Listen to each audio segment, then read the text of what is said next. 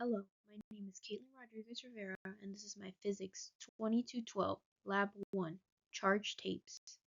The purpose of this experiment was to prepare two pieces of charged clear tape and observe their interactions with one another.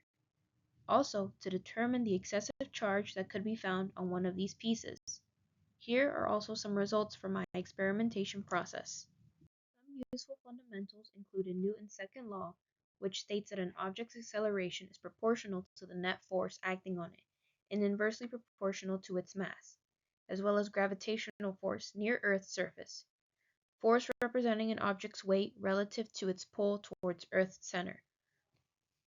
Additional fundamentals included Coulomb's law, electrostatic force between two stationary point charges that is directly proportional to the product of their magnitudes and inversely proportional to the square of the distance between them, as well as magnitude of Coulomb's law, which does not contain the unit vector r hat and takes absolute value of both point charges. Some key assumptions used within the experimental procedure were to assume that the tape behaved like a point charge, where the charge is concentrated at the center of the piece of tape, along with ignoring any air resistance that may have been present. Also, we assumed that the same amount of charge was created for both pieces of tape used and was evenly distributed along its length. Experiment, the system is the two pieces of tape used, tape A and B, and the surroundings include all other materials present in the workspace. For the initial conditions, 4 pieces of tape, equal in length, were deemed neutral in charge, with 2 pieces being attached to the tabletop surface and the other 2 stuck on top with makeshift handles. Procedure, tape B was attached to one of the pieces already stuck to the work surface and rubbed to generate a charge, allowing it to gain electrons from its once neutral state. Tape B was then removed from its position and held against several objects to determine its charge. It was then placed against tape A, which was also charged in a similar manner and held above it until a portion of the tape floated. The distance between the two pieces was measured to calculate its charge. Observed interactions from the experiment include that the U-tape was repelled by another U-tape, but was attracted to a negatively charged plastic pen. Therefore, the U-tape is positively charged. The U-tape was also repelled when interacting with the suspended U-tape, with a separation distance of 0.02 meter. Here is some data gathered for our experimental calculations.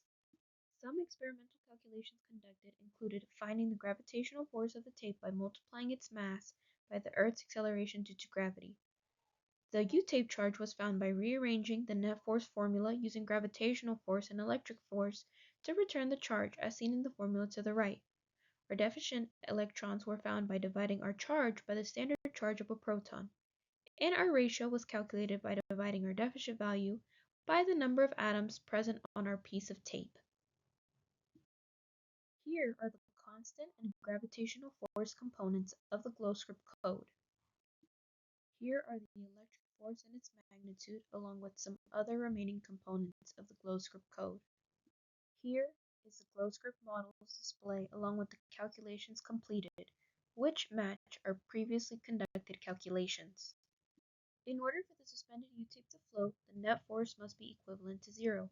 Therefore, the gravitational force is equivalent to the magnitude of the electric force from the held U-tape against the suspended U-tape. Some possible sources of error include the assumption that there exist equivalent charges on both pieces of tape, and the assumption that there is the existence of a point charge in the center of the piece of tape. What if?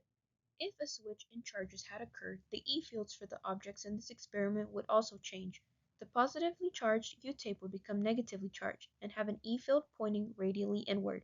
The overall observations would not alter, since two negatively charged objects would still repel against one another. The charged pen would have a positive charge, but would still attract due to the opposite nature of the forces. Why it is important. It is important to handle as little as possible because these charges can be transferred between objects through contact with one another. Touching the U-tape would result in a transfer of surface charges, which would decrease the overall positive charge of the U-tape. Thank you.